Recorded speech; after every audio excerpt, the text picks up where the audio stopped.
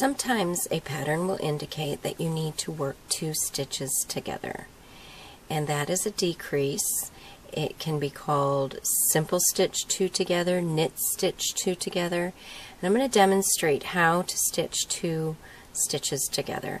Here we have the 2 stitches, and I'm going to insert my hook side to side under 1, side to side under 2, yarn over, pull a loop through, and that decreases by 1. Sometimes that's in simple stitch, but if you're working in, say, knit stitch, you can insert your hook here, go straight through the back, and that will decrease with the knit stitch. Now let's continue with the knit stitch across.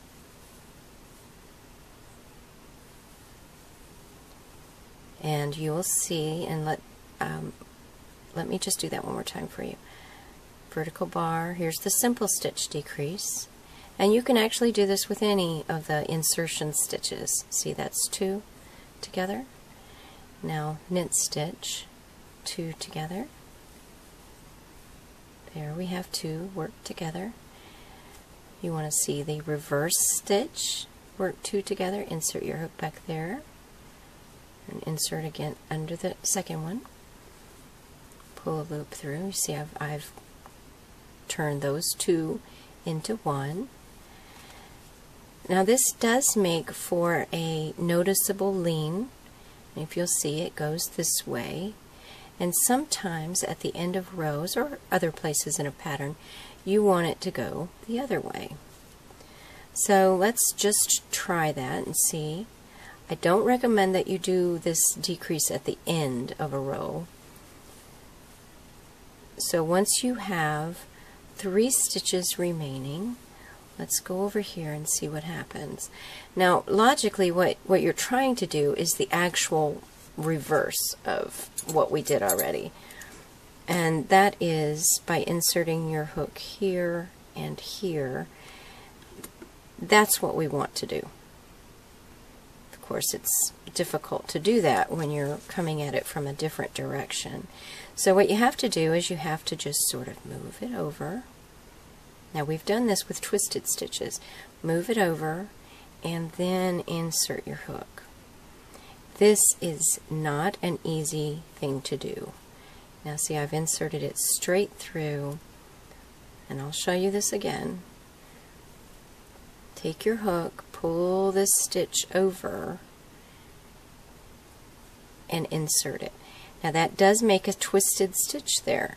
So if you don't like that look, let's try a different one.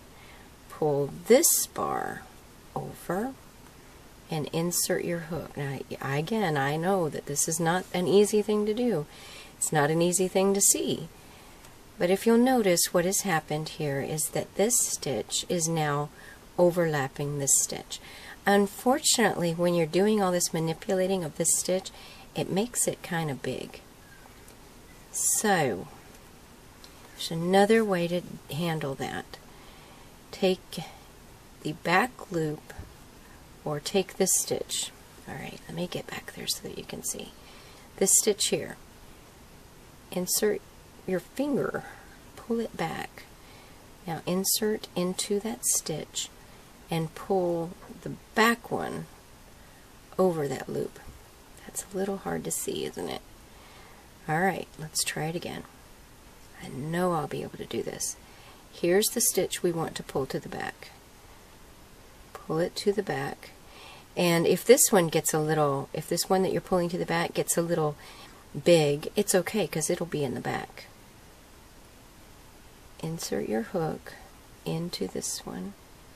Here, I'm just going to do that first. Oh, I know I can do this. Now see, you know you're going to have a problem doing this since I'm having a problem doing it. Pull the one to the back, insert your hook over here into the stitch. Alright, we've inserted our hook and we've got the loop. Pull the loop over onto the hook. Now yarn over and pull through. Now I've decreased by 1 and I've worked into those 2 stitches, but as you can see, this is now going this way.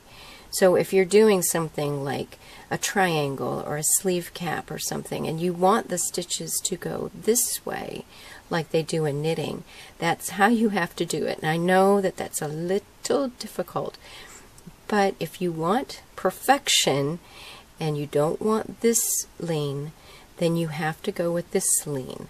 And I'm going to do that one more time so that you can see that it can be done. It's just difficult to do.